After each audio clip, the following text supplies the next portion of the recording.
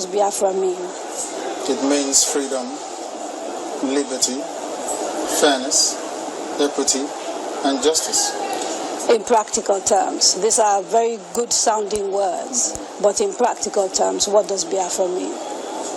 Confederation. So, a weak center, very weak, very strong regions. Absolutely. Have you had a change of mind, therefore, about getting an independent Biafra? Because that's what I seem to be hearing. No, I've not changed my mind, no. An independent Biafra means going back to where we were before the white man came. Okay, so you're not talking about a federation when you say a confederation. You're not talking about a federation as part of Nigeria. You're talking about total independence. Absolute independence. Complete independence. Now, is there anything that can happen that will make you change your mind about this particular direction? No. So it is either Biafra or nothing else? Or death, yes. Or death? That's correct. If push comes to shove, yes, will you go to war? No, because truth is a far more potent and deadlier weapon than bullets and mortars. So truth. No war? You've ruled out the... Absolutely, I don't believe in war, no war. When I say Biafra or that, I'll keep pushing. Either I am alive, I die in the process, I won't stop. Allow me to repeat, if you don't mind. Had Sovereign National Conference been convened by the powers that be, where every ethnic nation, I said every, I don't care if there are 600, I don't care. Everyone is all the 500 plus. Everyone together to say, this is all, others can delegate, I don't know, powers to other people to attend on their behalf. Sit down to say, what type of country do we want? Sit down, discuss, agree.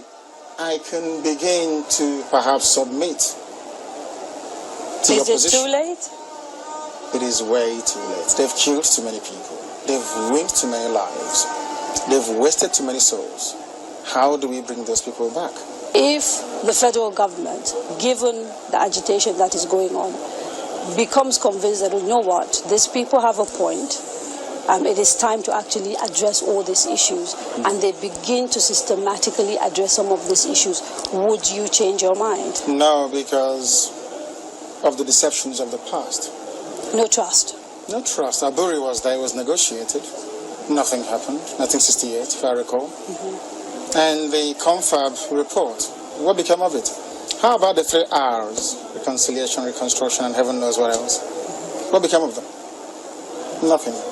Calabar Seaport is not working. Can you tell me why it's not working? It's a seaport used by the colonial masters. Why is it not working today? How about Iguacha Seaport? Why is it not being used? Why not worry?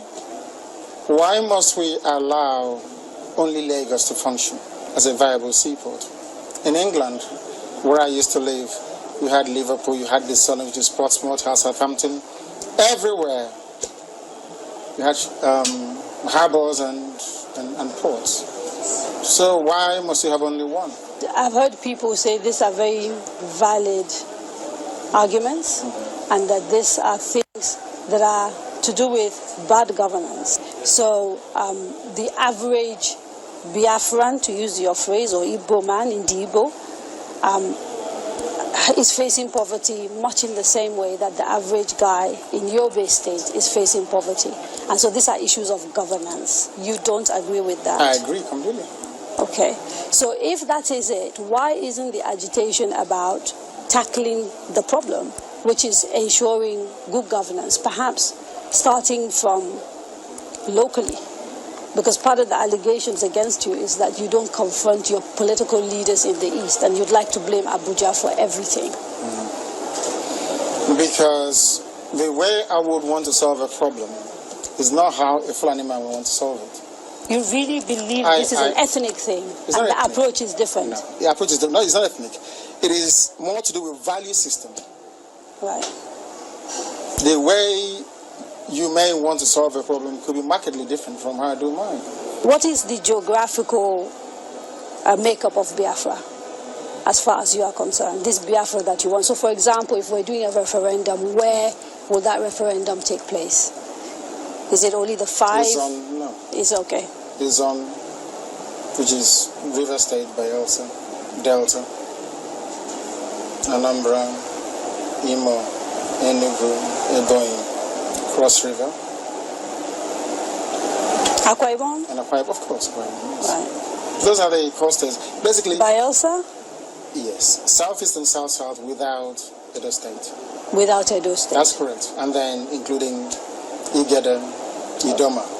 Right, the Benues. So the Igalas and part of the Kogi state, right? Yeah. Nyosom Wike, the governor of the governor of Rivers State, made a statement, I think it was yesterday or the day before yesterday, and said, you should not be including Rivers State. It's for and the people of Rivers State to decide, people. not him. I can't decide for Biafrans. They have to go and vote and convince the whole world that they want Biafra. It's not for instance, it's only one man, one vote. What if they're not even willing to take part in the referendum? Because I've had people from the South, for example, from Bayelsa. I've had people from Cross River. I think there's a famous actress, Kate Henshaw, for example, wrote a long piece about why people of the South don't want to be dragged into a place called Biafra. You're saying, regardless of what they say, you want a referendum in those parts? Because I know the majority of the people want a referendum. I was in Iguacha yesterday. How do you know? I was there yesterday. I was in Iguacha yesterday. You call Port Harcourt. I was there yesterday. I should have been there to see what happened. Now, they were delighted to see me. I'm sure you know that. It's all over the place. They're very happy to see me. I bet Kate Henshaw wouldn't get such reception. Where she to go to? She's a big, popular Nollywood actress. I wouldn't necessarily. I'm telling you, if I go to her village, people will turn out to see me more than turn out to see her. Wow, this is really interesting. You can imagine, this video is just a flashback of what happened. The interview Nnamdi granted. That should be about 3 or 2 years back, or 3 years, or 3 or 4 years back, if I'm not mistaken. It's not a recent video.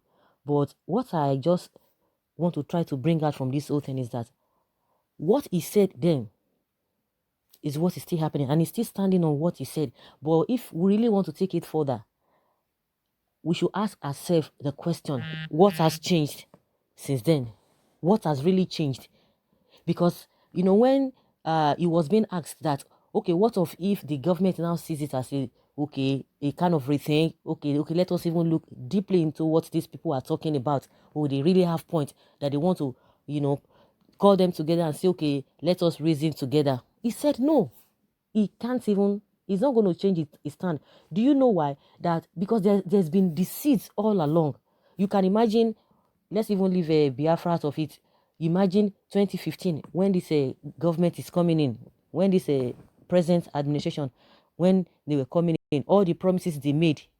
And it's like it's rampant as far as the Nigerian government is concerned. Once they make promises, just, we are going to do this, we are going to do that, all of a sudden, they will turn around. Let's even forget what we've experienced in the past. But the recent one from 2015, all the promises, the reason why people were really, the expectation of people were really high then, that they said this, and meanwhile, because they were telling us what we wanted to hear and what we were really experiencing, and thinking that we have really suffered enough, we have really gone through a lot of things over a very long period of time, and some people are coming out to point out those things to us, that these are the things we are going to do. We understand all of this, we have been in the system before now, and everybody like, let us give you a chance, let us see what you are going to do differently. But we are all witnesses to what we are experiencing now, what we are seeing today. They turned around, they started telling you that the change must start from you. All of the things that they were talking or saying about what we were talking about, we were not happy about. Those are the things they are doing, and they are doing it in double dose. So how do you expect or to trust such people? How do you expect to trust such people? And you even talked about, the Aburi and what have you, and a lot of things that government has been saying before now. What has changed? Since 1966 to date, what has really changed? Since 1999, what has really changed? Since 3 years or 4, 5 years back, even when he granted this interview, what has really changed?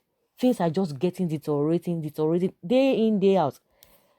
Nobody has hope again.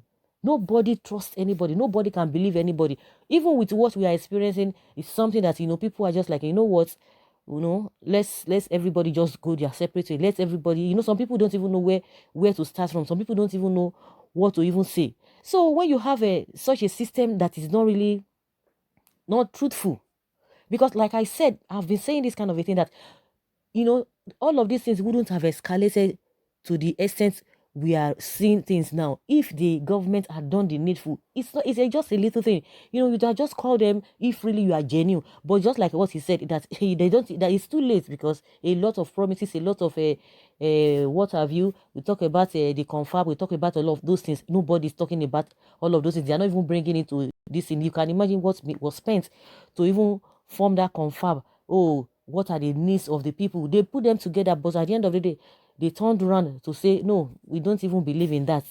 Like I said, if really they are genuine that they wanted, most especially this present government, if they really want the other one, Nigeria, what is there? Because you want peace, you want to move the country forward, you would have called these people, and it would have just, this all these agitations would have died down if genuinely you are coming, for a round table talk. It would have happened. It would have happened, but because the sincerity is not there. That is why nobody can trust anybody. And just like he said, and the same question I'm asking, since he said that, what has really changed to now say, okay, those who are talking about Biafra, by the time they see things that have changed in the country since that 2015, they will have no choice. By default, they will like, oh, it's like, they have really changed with their policies, with their system of governing the country. No, maybe people would have even had a rethink. But what are we saying? It's the same thing. It's the same thing. So there is deceit. Like I always say, those who are not really paying attention to this politics of this country, you wouldn't even know, because they will just be deceiving you, and most especially maybe, oh, those people are really fanatical religiously. They will like, oh, God will do it, God will do it. And meanwhile, you are not paying attention to some things, because a lot of things that we supposed to do as a people, no, we don't even pay attention to that. We just want God to do it, and it doesn't work that way. God is a principled God. If you pay attention closely to the politics of this country, you will know that this country is going nowhere. Some people have purported in their hearts that they will continue to be at the corridor of power, they will be at the hem of power, so that they will continue to the benefits or the dividends of what is accrued to a country will continue to be for them and their families. And that is just what has been playing out. There is no trust anywhere. There is no integrity anywhere up till now. So is that the kind of country that you want to like, oh, everything is going to be better, or everything is going to be better until we do the needful? Things will not get better. Nothing. Some people were like, oh, you are just being negative. It goes beyond that. So when I just came across this video, I looked at it, with keen interest. I paid attention to everything that this man said. The question that came to my mind, that what has now changed? Nothing has changed. And what he's saying is still what is hoping on. Like I said, if really since that time, the Nigerian people have been enjoying, people are, seeing the difference and what have you, people would have, had a kind of rethink. But nothing has changed. Things are just getting bad day in, day out. So what are you saying? So do you want to tell me that what he's saying now with what he said that time he granted that interview, he would just like, he said it, nothing has changed. And that is to tell you that there is deceit, that it is too late to even say, oh, even if they want to come out and tell us, let us reason together. It goes beyond that. So guys, that is just the way I saw the video. I would like to hear from you what you think about this video that you've just watched of Nnamdi Kanu. Leave your comments below and let's have your take. Thank you very much.